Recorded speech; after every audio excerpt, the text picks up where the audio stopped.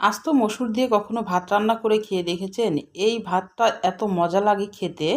আর এটা মরিচ ভর্তা দিয়ে এই মসুর ভাতটা খেতে হয়। আর এতটা খেতে মজা, একবার যদি তৈরি করে খান এটা বারবার খেতে ইচ্ছে করবে, এতটাই মজা। আর যারা খেয়েছেন তারা খেয়েছেন, আর যারা না না খাননি একবার হলো এই রেসিপিটা দেখে রান্না করে খেয়ে দেখবেন, মুখে লেগে থাকবে, এতটাই মজা। আসসালামু আলাইকুম, হ্যালো বন্ধুরা, আপনারা কেমন আছেন? আশা করি আপনারা ভালো আছেন। আমি আলহামদুলিল্লাহ ভালো আছি।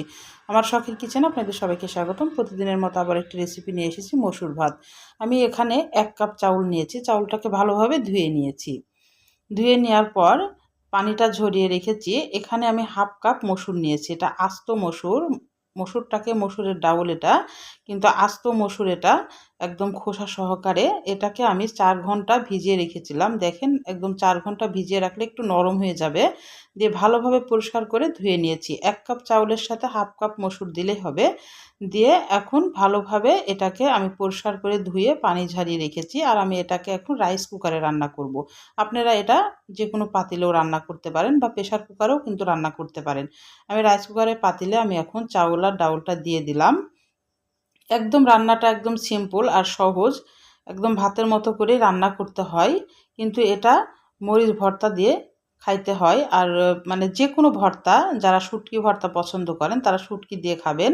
এটা যে কোনো ভর্তা দিয়ে অনেক মজা লাগে। তো আমার কাছে বেশিরভাগ কিন্তু মরিচ ভর্তা দিয়ে কিন্তু বেশি মজা লাগে। এখানে আমি 1.5 কাপ চাউল আর ডাউল নিয়েছি। 3 কাপ পানি দিয়ে দিলাম আর অল্প একটু লবণ দিলাম। যেহেতু ভাতে লবণ দেওয়া হয় না, কিন্তু এই মসুর ভাতে একটু লবণ দেওয়া লাগে, তাহলে খেতে বেশি ভালো লাগে। আর এখানে আমি আস্ত কাঁচামরিচ দিব, কিন্তু ভাতটা যখন ফুটে আসবে তখন আমি আস্ত কাঁচামরিচ কয়েকটা দিয়ে দিব। দিয়ে এখন রাইস কুকারে সুইচটা অন করে দিলাম। দিয়ে এখন রাইস কুকারে ভাতটা হতে থাক, এই ফাঁকে আমি মরিচটা ভর্তা করে নিই। আমি শুকনো মরিচের ভর্তা করব। আর শুকনো মরিচের ভর্তা দিয়ে কিন্তু খেতে বেশি মজা লাগে। শুকনো মরিচটাকে ভালোভাবে শুকনো খোলাতে ভেজে নিয়েছি। আর পেঁয়াজ কুচি করে নিয়েছি অনেকগুলা, দেখেই বুঝতে পারছেন। এবার বোটাটাকে ফেলে দিব। ভাত হতে হতে আমার মরিচ ভর্তাটা কিন্তু হয়ে যাবে। আর যারা একবার খাননি এই মসুর ভাতটা, তারা একবার হলো এই মসুর ভাতটা খেয়ে দেখবেন, মুখে লেগে থাকবে, এতটাই মজা লাগে। যাদের মুখে রুচি নাই, একবার একবার যদি খান মুখে রুচি চলে আসবে, এতটাই মজা। আর যারা খেয়েছেন তারা তো খেয়েছেনই। এখন ভালোভাবে ডলে নিতে হবে মরিচটাকে। এটা ভাত বসিয়েই মরিচ ভর্তাটা আমি করছি। আর মরিচ ভর্তা করতে করতে আমার ভাতটা কিন্তু হয়ে যাবে।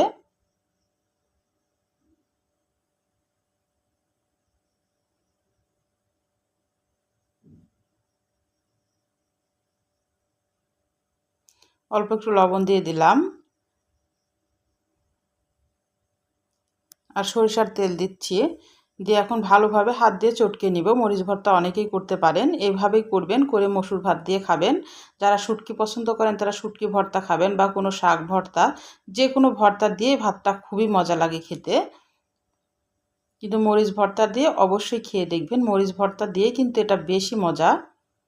এখন ভালোভাবে ভর্তাটাকে আমি চটকে মেখে নিব। আর রান্না করতে কিন্তু একদমই সহজ। মসুরটাকে 3-4 ঘন্টা একটু ভিজিয়ে রাখতে হবে, তাহলে ভালোভাবে সিদ্ধ হবে, যেহেতু আস্ত মসুর এটা।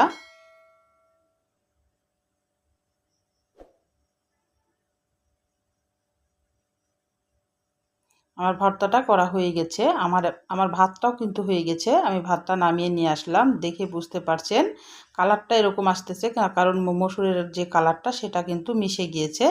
আর মসুর কিন্তু একদম আস্ত আস্ত আছে, দেখে বুঝতে পারছেন, কিন্তু একদম গলে গেছে। দেখে আস্ত লাগছে কিন্তু গলে গেছে। আমি এখন ভর্তার থালে আপনাদের একটু খেয়ে পরিবেশন করে দেখাচ্ছি যে ভর্তা দিয়ে কত মজা লাগে। তাহলে আমার রান্নার যদি কোনো অংশ আপনাদের ভালো লাগে, প্লিজ আমার চ্যানেলটাকে সাবস্ক্রাইবার করে দেন, একটা লাইক দিয়ে রান্নাটা দেখা শুরু করেন, ছোট্ট একটা কমেন্ট করে জানান আমার রান্নাগুলো কেমন লাগে। পাশে থাকা বেল আইকনটা প্রেস করে দিন, আমি যখন এরকম নতুন রেসিপি আপনাদের মাঝে হাজির করব আপনাদের কাছে যেন আগে ভিডিওটা চলে যায়।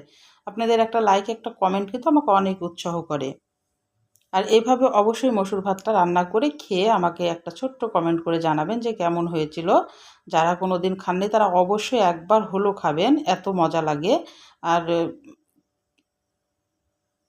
আমার সব ভাত খাওয়া শেষ। তাহলে আজকের মতো বিদায় নিচ্ছি। আপনারা সুস্থ থাকবেন, ভালো থাকবেন। আল্লাহ হাফেজ।